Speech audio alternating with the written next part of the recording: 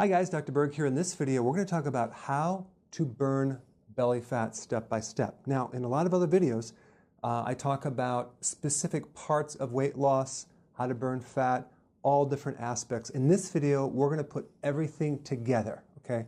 There's really three basic sections. The basics of what to do, things to add to speed up weight loss, and things to avoid to speed up weight loss, okay? So let's talk about the basics first. And some of this might be just repetitive, but if you've never seen a video from me, this will be very helpful. Make notes. And I'll put videos down below for a lot of the summaries of other videos that you can get detailed information on each thing, because I've probably done videos on each separate item. Basics, 2 to 3 meals a day, okay? You can start with 3 meals, and then when you want to go to 2. You don't want to graze all day, because every time you eat, you spike this hormone that prevents weight loss called insulin, okay? So eating in general will stimulate that, so we want minimum 3 meals a day, or maximum 3 meals a day, minimum 2 meals a day. So some people go to 2, and I'll get more into that when we get into this next part right here, which is no snacking. So when you have 6 meals a day or 5 meals a day and they're small and they're spread out, or you're snacking between meals, you're going to spike insulin. We don't want to do that. That's going to create a big problem for you. So removing the snacking is vital, very, very important. It's called intermittent fasting, okay? Now, right here, I suggest you start with 3 meals and then do that for a while, get into ketosis or fat burning, and then go to 2 meals if you can do it, unless you can't do it because you're working out hard and you need 3 meals a day.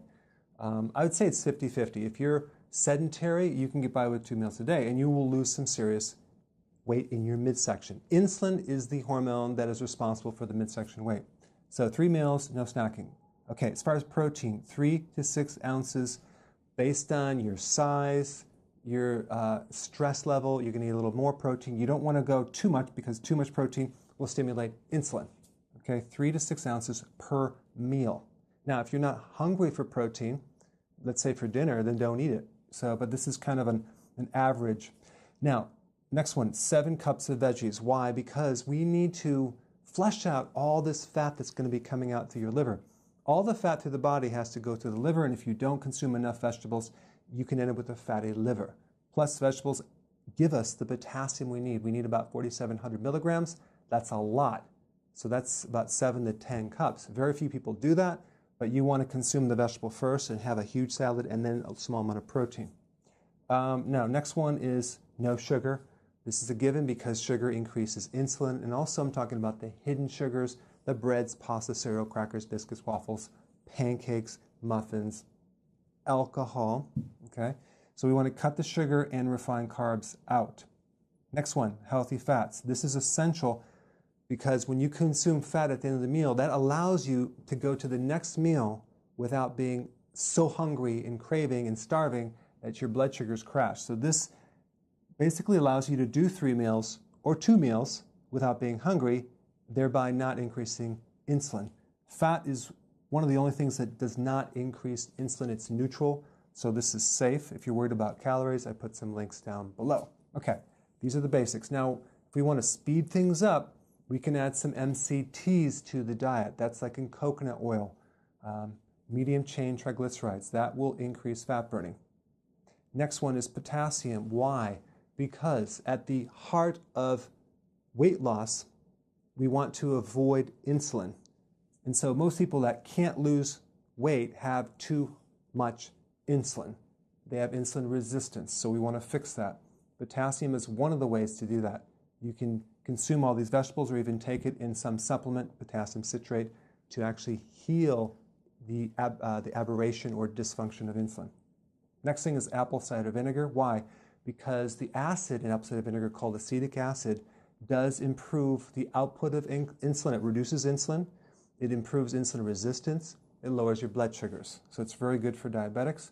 And take this 1 in the morning, 1 teaspoon with a glass of water, and 1 before bed, or with your dinner if you have digestive issues. Very important. Chromium.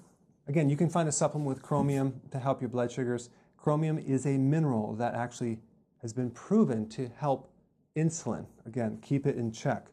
B vitamins, another key thing, especially vitamin B1, for regulating insulin control and improving insulin resistance. Nutritional yeast is your go-to. Okay, next one is high-intensity interval training. If you add high-intensity full-body resistance training, you're going to spike growth hormone and you're going to speed up weight loss. The key is short bursts of high intensity, lots of rest. Okay. Again, I'll put some videos down below to get specifics on that, but this is the icing on the cake. Okay. Next one is more sleep. Adding more sleep. Why? Because growth hormone is triggered when you're sleeping, and that is the primary hormone that stimulates fat burning. So more sleep. So if you could just take a nap, sleep in longer, get an extra hour of sleep, that goes a long way. That's more important than high-intensity interval training. Sleep is the key, okay? Now, next one is recovery, making sure that if you are doing high-intensity interval training, that you're recovering after. You're not doing it every day. Some people need to do it every other day, some people every third day, some people once a week, depending on how you feel when you work out. If you're fairly broken down, then you're overtraining, okay? So recovery is essential if you're exercising. Now, let's take a look at what you need to remove. This is just as important as this, okay? Remove any type of sleeping issues, insomnia, vital. Why? Because you're not going to lose weight if you're not sleeping. All right? I put a video down below of what to do if you're not sleeping. There's a lot of things you can do. It's mainly stress. Bloating. If you're bloating, let's say you're consuming too much kale or too much cruciferous vegetables that you're not used to consuming, and then you're bloating. That is going to slow down weight loss. So you're going to have to go back to the vegetables that you can digest and maybe even steam some until the bloating goes away. Also, people consume too many nuts. That can create bloating. Again, we want to eliminate anything that bloats you. Sometimes adding more apple cider vinegar or an acidifier for the stomach will help it, or even a bile salt. I'll put some links down below for bloating. Okay, menstrual cycle issues. If your cycle is 2 weeks out of the month, you're not going to lose weight because the high levels of estrogen. Estrogen blocks the thyroid. Estrogen creates fat on the hips and the thighs.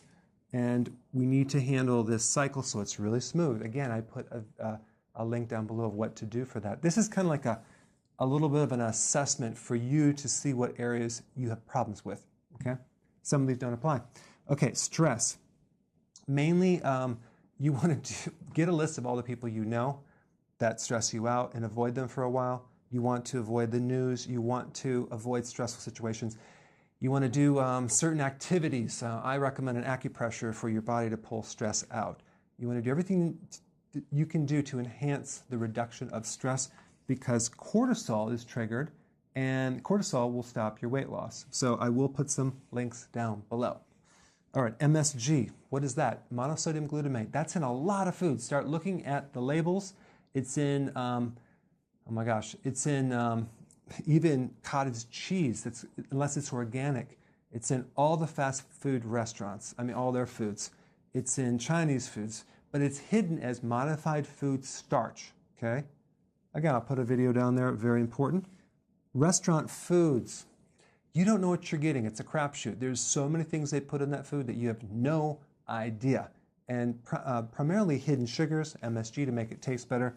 But inevitably, people go out to dinner way too much, and that is what's keeping them from losing weight. Not to mention, what do they bring you? They bring you bread, they bring you dessert, they bring you alcohol.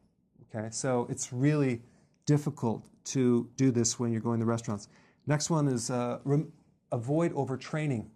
If you're at a boot camp or you're working out too hard and you're not recovering and you're not sleeping, you're not going to lose weight. You're going to lose muscle mass. So this is very, very important, especially when you start out because you're not used to it. Last thing is constipation. I have people that don't even go, maybe they go once a week or once every 2 weeks. That is a serious constipation problem, and that is going to stop your weight loss. Again, I have a lot of videos on getting to the root cause of that, okay? I'll put them down below.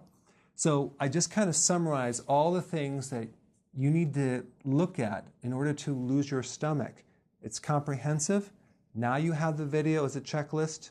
Go ahead and apply this and put your comments below. Thanks so much for watching.